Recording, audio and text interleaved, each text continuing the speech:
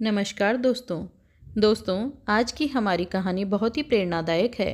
कुत्ते ने बताया कि स्त्रियों को पराये पुरुष क्यों अच्छे लगते हैं और कुछ पुरुषों को पराई स्त्री क्यों अच्छी लगती है। दोस्तों, कुछ महिलाओं को अपने पति अच्छे नहीं लगते और अन्य पुरुष अच्छे लगते हैं। इसी तरह कुछ पुरुषों को अपनी पत्नी पसंद नहीं आती, लेकिन दूसरों की पत्नी आकर्षक लगती है।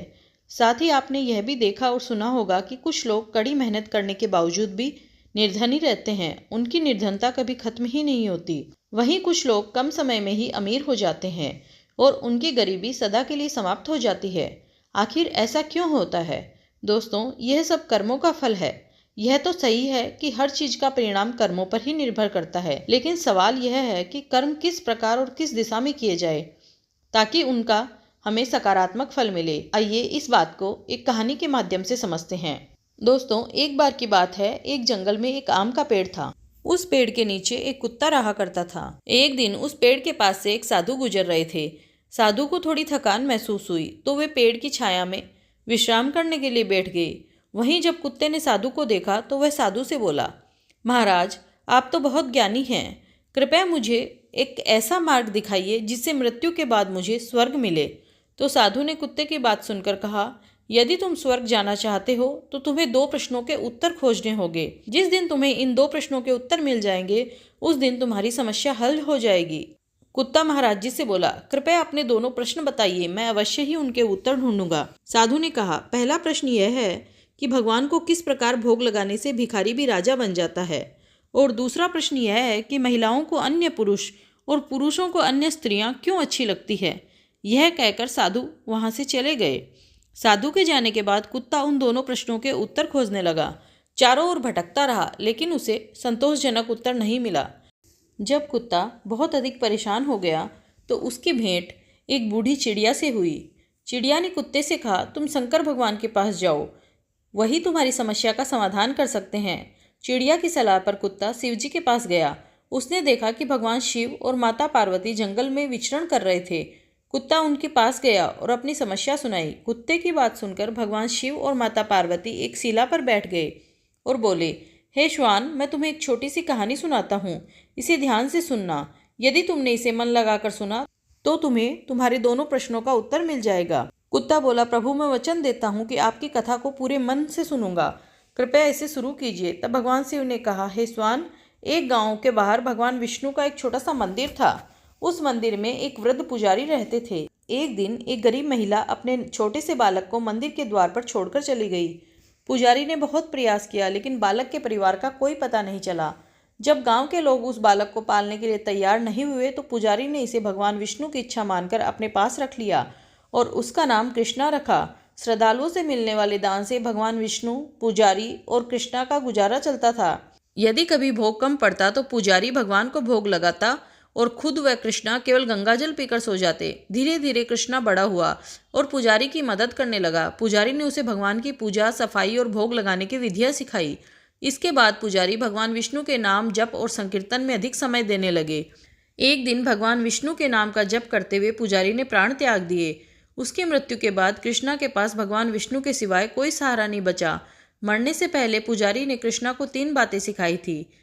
हमेशा भगवान को ताजा और गर्म रसोई का भोग लगाना, भगवान को भोग लगाए बिना कुछ भी नहीं खाना और भगवान पर विश्वास रखकर कभी भी किसी वस्तु का संग्रह न करना। कृष्णा ने पुजारी की इन बातों का पूर्णतः पालन किया। यदि मंदिर में पहले से तैयार भोजन आता तो कृष्णा उसे गरीबों में बांट देता। वह हमेशा ताजी रसोई बनाकर भगवान को भोग लगाता और उसके बाद ही प्रसाद ग्रहण करता। यदि सामग्री नहीं होती तो वह भगवान विष्णु के साथ गंगाजल पीकर ही रह जाता। एक दिन बरसात का मौसम आ गया और लगातार 3-4 दिनों तक मूसलाधार बारिश हुई, जिससे मंदिर में कोई भी श्रद्धालु नहीं आया। इस दौरान कृष्णा अपने विष्णु भगवान को केवल गंगाजल का ही भोग अर्पित करता रहा और स्वयं भी गंगाजल पीकर समय बिताता रहा। उधर भगवान विष्णु उस बालक कृष्णा की श्रद्धा और सहन शक्ति की परीक्षा लेते रहे। आखिरकार जब अपने भक्त कृष्णा को भूख से तड़पते देखा तो विष्णु भगवान से देखा नहीं गया। उन्होंने एक सेठ के नौकर का रूप धारण किया और बरसते पानी में भीगते हुए हाथ में भोजन सामग्री की गठरी लेकर मंदिर के द्वार पर पहुंचे। मंदिर के बाहर से उन्होंने आवाज लगाई और कृष्णा को बुलाया। नौकर बने विष्णु ने उसके हाथ में गठरी थमाते हुए कहा, यह कच्चा राशन मेरे मालिक सेठ जी ने तुम्हारे लिए भेजा है। इसे पकाकर भगवान को भोग लगाओ और स्वयं भी प्रसाद ग्रहण करो। मैं कल फिर आऊँगा। कृष्णा ने उन्हें आशीर्वाद दिया और गीली लकड़ियों के धुएं में ताजी रसोई तैयार की। उसने भगवान विष्णु को भोग अर्पित किया और फिर प्रसाद ग्रहण किया। इस तरह पूरे बरसात के मौसम में भगवान विष्णु के रूप में प्रतिदिन कृष्णा के पास सीधा लाते रहे और स्वयं भी गर्मा गर्म भोग स्वीकार करते रहे। भगवान शिव ने कहा, हे स्वान, एक दिन कृष्णा ने सोचा कि इतने महीनों से सेठ जी भोजन सामग्री भेज रहे हैं, लेकिन उन्होंने कभी मंदिर आकर भगवान का प्रसाद ग्रहण नहीं किया। यह विचार करते हुए अगले दिन जब नौकर बने विष्णु सामग्री लेकर आए तो कृष्णा ने उनसे कहा, तुम्हारे सेठ जी इतने धर्मात्मा है कि रोजाना सीधा तो भेजते हैं, लेकिन वे स्वयं भगवान का प्रसाद ग्रहण करने नहीं आते। यह बात मेरे दिल को बहुत दुखी करती है। उनसे कहना कि कल वे अवश्य मंदिर में प्रसाद लेने आए। नौकर बने विष्णु इस बात को सुनकर चौंक गए और बोले, पुजारी जी, सेठ जी के द्वारा भेजी गई सामग्री से आप भगवान को भोग अर्पित करते हैं और स्वयं भी प्रसाद ग्रहण करते हैं, फिर सेठ जी को यहाँ बुलाने की क्या आवश्यकता है? तो कृष्णा ने दृढ़ता से उत्तर दिया, मैं किसी का ऋणी नहीं रह सकता। सेठ जी ने इतने दिनों तक सीधा भेजा है तो मेरा कर्तव्य है कि मैं उन्हें भगवान का प्रसाद ग्रहण करने के लिए बुलाऊं। यदि वे कल नहीं आए तो मैं उनका सीधा लेना बंद कर दूंगा। सेठ बने भगवान विष्णु कृष्णा की अटल श्रद्धा देखकर मन ही मन मुस्कुराए और बोले, ठीक है पुजारी जी, कल सेठ जी अवश्य आएंगे। अगले दिन सुबह सवेरे भगवान विष्णु ने नौकर के वेश में दूध और ढेर सारी सामग्री लेकर मंदिर का रुख किया। कृष्णा को यह देखकर आश्चर्य हुआ और उसने पूछा, भाई, आज इतनी सारी सामग्री क्यों लेके आए हो? तो विष्णु ने उत्तर दिया, आज सेठ जी स्वयं प्रसाद लेने आने वाले हैं, इसलिए भव्य रसोई तैयार कीजिए। कृष्णा ने खुशी खुशी रसोई तैयार करना शुरू किया। उधर भगवान विष्णु ने सेठ का रूप धारण किया और माता लक्ष्मी ने सेठानी का। दोनों ने शानदार वस्त्र और आभूषण धारण किए। सेठ बने विष्णु और सेठानी बनी लक्ष्मी को देखकर देवता भी आशीर्वाद देने आए। जब कृष्णा ने स्नान करके भगवान को भोग अर्पित किया और सेठ सेठानी को प्रसाद परोसने की तैयारी की तो सेठ बने विष्णु ने कहा, पुजारी जी, मुझे बहुत तेज भूख लगी है। कृष्णा ने मुस्कुराते हुए उत्तर दिया, सेठ जी, भूख तो मुझे भी लगी है, लेकिन भगवान को भोग लगाए बिना मैं भोजन नहीं करता। यदि दुनिया के सभी लोग इसी तरह अपनी भूख के लिए भगवान को भोग अर्पित करना भूल जाए तो भगवान तो भूखे ही रह जाएंगे। वहीं सेठ का रूप धारण किए हुए भगवान विष्णु ने एक पत्तल उठाई और बोले, पुजारी जी, आप भगवान का भोग लगाइए, मैं इधर पत्तल परोस लेता हूँ, मुझसे अब भूख बर्दाश्त नहीं हो रही। तब कृष्णा भगत ने डांटते हुए कहा, सेठ जी, भगवान के कार्यों में ना तो जल्दबाजी चलती है ना ही कंजूसी, इसलिए चुपचाप इंतजार कीजिए। जब तक मैं भगवान विष्णु को भोग नहीं लगा देता आप रसोई के पास भी नहीं जाएंगे। आप यहाँ बैठकर ओम नमो भगवते वासुदेव का जप कीजिए, मैं अभी आता हूँ। सेठ बने भगवान विष्णु चुपचाप आसन पर बैठ गए। यह देखकर सेठानी बनी लक्ष्मी जी बड़ी मुश्किल से अपनी हंसी रोक पाई। जब कृष्णा भगत पत्तल में सामग्री लेकर भगवान को भोग लगाने गया, इधर विष्णु भगवान ने लक्ष्मी जी को चुप रहने का संकेत किया और चुपके से रसोई में पहुंच गए। वहां उन्होंने एक व्यंजन उठाकर चखना शुरू किया, लेकिन जैसे ही विष्णु भगवान ने खीर चखी तो पता चला उसमें चीनी की जगह नमक भरा था। सब्जियों में चीनी डाली गई थी और रोटियों में इतनी मिर्ची थी कि एक कोर खाते ही उनकी आंखों में पानी आ गया। वे उल्टे पांव वहां से भागे और अपने आसन पर बैठ गए। लक्ष्मी जी ये सब देखकर खिलखिलाकर हंस पड़ी। इससे पहले कि विष्णु भगवान कुछ सफाई देते, कृष्णा भक्त मंत्रोच्चारण करते हुए लौटे। उन्होंने भोग को रसोई में पुनः पवित्र कर दिया और फिर सेठ बने विष्णु के सामने प्रसाद परोस दिया और कहा, सेठ जी, भगवान विष्णु को भोग लग चुका है, अब आप भी जी भरकर प्रसाद ग्रहण करें। यह सुनकर विष्णु भगवान के पसीने छूटने लगे। कभी वे कृष्णा भगत का तो कभी लक्ष्मी जी का चेहरा देखने लगे। कृष्णा ने उन्हें कहा, सेठ जी, अब क्या हुआ? अभी अभी तो आपको इतनी जोर से भूख लगी थी, अब आप खाने में इतनी देर क्यों कर रहे हैं? जल्दी से प्रसाद ग्रहण कीजिए, तभी माताजी भी प्रसाद लेगी और मैं भी भोजन करूंगा। कृष्णा की आवाज़ सुनकर विष्णु भगवान ने चुपचाप खीर का कुल्हड़ उठाया और सारी नमकीन खीर गटक गए। कुल्हड़ खाली होते ही कृष्णा ने उसे फिर से भर दिया। अपने भक्त के हाथों से परोसे गए भोग में भगवान को आज दुगना स्वाद आ रहा था। कृष्णा परोसते गए और भगवान विष्णु खाते गए। जगत जननी लक्ष्मी जी भक्त और भगवान के इस अनूठे प्रेम को देखकर मंत्रमुग्ध हो गई। जब सारी रसोई समाप्त हो गई तो भगवान ने जोर की ढकार ली। कृष्णा ने मजाक में कहा, वाह सेठ जी, मुझे नहीं पता था कि आपको प्रसाद खाने का इतना बड़ा शौक है। अगर पता होता तो मैं और ज़्यादा रसोई बनाता। भगवान विष्णु पेट पर हाथ फेरते हुए मुस्कुराकर बोले, पुजारी जी, मैं इतना रोज़ नहीं खाता हूँ, लेकिन आज प्रसाद इतना स्वादिष्ट बना था कि खुद को रोक नहीं पाया। कृष्णा ने कहा, यह तो आपने सही किया, लेकिन माताजी तो भूखी रह गई, आप पूरी रसोई समाप्त कर गए। लक्ष्मी जी कृष्णा की यह उदासी देखकर बची हुई खीर की कुछ बूंदें अपने गले में डालने लगी। जैसे ही उन्होंने प्रसाद खाया उसमें अलौकिक स्वाद और सुगंध भर गई। इस अद्वितीय प्रसाद को चखकर माता लक्ष्मी तृप्त हो गई और उनके तृप्त होते ही सृष्टि के हर जीव का पेट भर गया। कृष्णा ने मुस्कुराकर कहा, सेठ जी, आपने और माताजी ने प्रसाद ग्रहण किया, यह देखकर मेरा भी पेट भर गया। वैसे तो मैं महीने में 4-4 एकादशी करता हूँ, लेकिन भगवान विष्णु के प्रसाद का अनादर ना हो, इसलिए एक दाना ग्रहण कर लेता हूँ। ऐसा कहकर गोपाल ने खीर का एक दाना उठाया और उसे खा लिया। उस एक दाने से उसकी जन्म जन्मांतरम की भूख शांत हो गई, साथ ही उसकी सारी इच्छाएं भी खत्म हो गई। भगवान शिव कहते हैं, हे स्वान, कृष्णा भगत के ज्ञान नेत्र खुल गए। उसने देखा कि उसके सामने भगवान विष्णु और माता लक्ष्मी अपने वास्तविक दिव्य स्वरूप में मुस्कुराते हुए आशीर्वाद देने के लिए खड़े हैं। यह देखकर कृष्णा दौड़ के उनके चरणों में गिर पड़ा। भगवान विष्णु ने कृष्णा भगत को अपने हाथों से उठाकर अपने हृदय से लगा लिया और बोले, बेटा बताओ तुम्हें क्या चाहिए, मैं तुम्हारी भक्ति से अत्यधिक प्रसन्न हूँ। जो सच्ची निष्ठा और श्रद्धा के साथ भगवान को भोग लगाते हैं, उनके जन्म जन्मांतरम के पाप समाप्त हो जाते हैं और उनकी गरीबी सदा के लिए मिट जाती है। कृष्णा भगत ने विनम्रता से कहा, प्रभु मुझे कुछ नहीं चाहिए, मैं तो केवल आपका प्रेम चाहता हूँ। इस पर भगवान विष्णु मुस्कुराते हुए बोले, नहीं कृष्णा, तुमने अब तक दरिद्रता देखी है, मैं तुम्हें वरदान देता हूँ कि तुम इस राज्य के राजा बनकर इसका सुख भोगो। जीवन के पश्चात तुम्हें स्वर्ग की प्राप्ति होगी।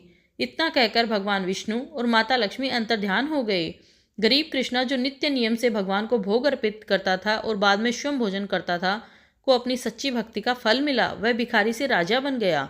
भगवान शिव कहते हैं, स्वान, उसी भगवान विष्णु के मंदिर के पास एक किसान अपनी पत्नी के साथ एक झोपड़ी में रहता था। जो भी महिला या पुरुष मंदिर में पूजा के लिए आते थे, वह किसान महिलाओं को गलत नजरों से देखता था। वहीं उसकी पत्नी मंदिर में आने वाले हर पुरुषों पर बुरी नजर डालती थी। समय इसी तरह गुजरता गया। एक दिन एक ठग वहां से गुजरा, किसान की झोपड़ी तक आया। किसान की पत्नी ने उसे देखा और वह उसकी सुंदरता पर मोहित हो गई। मौका देखकर उसने ठग से कहा, मैं तुम्हें पसंद करती हूँ, मुझे अपने साथ ले चलो। भगवान शिव कहते हैं, श्वान, किसान की पत्नी की यह बात सुनकर ठग सहमत हो गया और बोला, जो भी धन संपत्ति तुम्हारे पास है चुपचाप समेट लाओ और फिर हम यहाँ से कहीं दूर जाकर सुखमय जीवन व्यतीत करेंगे। किसान की पत्नी घर में जाकर जितना धन चुरा सकती थी लेकर ठग के पास आ गई। ठग उसे लेकर गांव से दूर चला गया। कुछ समय बाद एक ठगनी उसी किसान की झोपड़ी के पास से गुजरी। किसान ने ठगनी को देखा जो उसकी पत्नी से अधिक सुंदर थी। वह ठगनी पर मोहित हो गया और कहा, जब से मैंने तुम्हें देखा है मुझे कुछ भी अच्छा नहीं लग रहा, मैं तुमसे प्रेम करता हूँ। ठगनी बोली, तो फिर क्या चाहते हो? किसान ने उत्तर दिया, हम दोनों कहीं दूर चलकर सुखी जीवन व्यतीत करेंगे। तो भगवान शिव कहते हैं, हे स्वान, ठगनी ने किसान की बात मान ली। किसान ने अपनी सारी जमा पूंजी ली और ठगनी के साथ गांव छोड़ दिया। कुछ समय बाद वे सब एक नदी पर पहुंचे। किसान की पत्नी और ठग नदी के एक किनारे पर बैठ गए, जबकि किसान और ठगनी दूसरे किनारे पर। किसान को यह पता नहीं था कि उसकी पत्नी ठग के साथ भाग गई है और किसान की पत्नी को भी यह नहीं मालूम था कि उसका पति ठगनी के साथ चला गया है। नदी किनारे ठग ने किसान की पत्नी से कहा, तुम अपने गहने मुझे दे दो, इन्हें पहले नदी के पार मैं रखाता हूँ, फिर तुम्हें पार कराऊंगा। किसान की पत्नी ठग की बातों में आ गई और गहने उस ठग को दे दिए। ठग ने गहने लेकर उसे नदी में धकेल दिया और वहां से भाग गया। उधर ठगनी ने भी किसान से सारी धन संपत्ति ले ली और उसे धोखे से नदी में धकेल दिया। फिर वह भी वहां से भाग गई। दोस्तों, भगवान शिव कहते हैं, हे श्वान, इस प्रकार किसान और उसकी पत्नी नदी में डूबते उछलते एक स्थान पर मिले। दोनों को अपनी अपनी गलतियों का एहसास हुआ, परंतु उस स्थान पर उन्हें बचाने वाला कोई नहीं था। अंततः दोनों की नदी में डूबकर मृत्यु हो गई। भगवान शिव ने अंत में कहा, हे श्वान, जो अपनों का नहीं हुआ वह किसी और का कैसे हो सकता है? अब तुम्हारे पहले प्रश्न का उत्तर सुनो। तुमने पूछा था कि भगवान को किस प्रकार भोग अर्पित करने से एक भिखारी भी राजा बन सकता है। तो समझ लो, इस कहानी में गरीब कृष्णा ने सच्चे मन से भगवान विष्णु और लक्ष्मी जी को भोग अर्पित किया और उसकी सेवा की। जो व्यक्ति इसी प्रकार निष्ठा और विश्वास के साथ भगवान को भोग अर्पित करता है, वह निश्चित रूप से भगवान की कृपा से राजा बन जाता है। इसलिए हर इंसान को प्रतिदिन भगवान को भोग अर्पित करने के बाद ही भोजन करना चाहिए। अब तुम्हारे दूसरे प्रश्न का उत्तर। तुमने पूछा था कि स्त्री को दूसरा पति और पुरुष को दूसरी पत्नी क्यों अच्छे लगते हैं। तो जान लो, जो स्त्री या पुरुष चरित्रहीन होते हैं उन्हें हमेशा दूसरों के जीवन साथी ही अच्छे लगते हैं। जैसे इस कहानी में किसान और उसकी पत्नी दोनों चरित्रहीन थे। ना किसान को अपनी पत्नी अच्छी लगती थी, ना किसान की पत्नी को उसका पति। इसलिए उन्होंने ऐसे अनुचित संबंध बनाए। जो लोग चरित्रहीनता करते हैं वे अपने जीवन में सुख से वंचित रह जाते हैं। उन्हें निश्चित रूप से एक दिन अपने कर्मों का फल भोगना पड़ता है। यही कारण था कि उस किसान और उसकी पत्नी की नदी में डूबकर मृत्यु हो गई। पति पत्नी के बीच सच्चा प्रेम तभी टिक सकता है जब उनमें एक निष्ठा का व्रत हो। यदि कोई स्त्री कई पुरुषों से या कोई पुरुष कई स्त्रियों से संबंध स्थापित करता है तो उसके शरीर, रक्त मस्तिष्क में भिन्न भिन्न तत्वों के मिश्रण से अस्थिरता, तनाव, आकर्षण और विकर्ष की स्थिति उत्पन्न हो जाती है। ऐसी अवस्था में सच्चा प्रेम, निष्ठा और आत्मीयता असंभव हो जाती है। व्यभिचारी स्त्री पुरुषों का वैवाहिक जीवन हमेशा छल, धोखाधड़ी, कपट और मायाचार से भरा रहता है। ऐसे लोग आवश्यकता पड़ने पर अपने जीवन साथी को धोखा देते हैं। यही कारण है कि जो चरित्रहीन स्त्री होती है उसे अपना पति अच्छा नहीं लगता, और जो चरित्रहीन पुरुष होता है उसे अपनी पत्नी अच्छी नहीं लगती। ऐसे स्त्री पुरुषों को अंततः अपने कर्मों का फल भोगना पड़ता है और नरक में जाना पड़ता है। इसलिए हमेशा स्त्री और पुरुष को सत्य के पथ पर चलना चाहिए, चरित्रवान बनने का प्रयास करना चाहिए। केवल तभी वे भगवान की कृपा का पात्र बन सकते हैं। दोस्तों, भगवान शिव द्वारा यह कथा सुनाए जाने के बाद कुत्ते का मन पूरी तरह संतुष्ट हो गया। उसने भगवान को प्रणाम किया और वहां से चला गया। समय आने पर उसे स्वर्ग की प्राप्ति हुई, क्योंकि वह और उसके साथी एक दूसरे से सच्चा प्रेम करते थे और एक दूसरे के अलावा किसी और को देखना भी पसंद नहीं करते थे। इसी कारण अंत समय में श्वान को स्वर्ग में स्थान प्राप्त हुआ। दोस्तों, आज की हमारी ये कहानी यहीं समाप्त होती है। आपको कहानी कैसी लगी? अगर वीडियो पसंद आया हो तो मेरे चैनल को लाइक कीजिएगा, शेयर कीजिएगा एंड सब्सक्राइब कीजिएगा। मिलते हैं किसी और वीडियो में किसी और कहानी के साथ। तब तक के लिए धन्यवाद दोस्तों।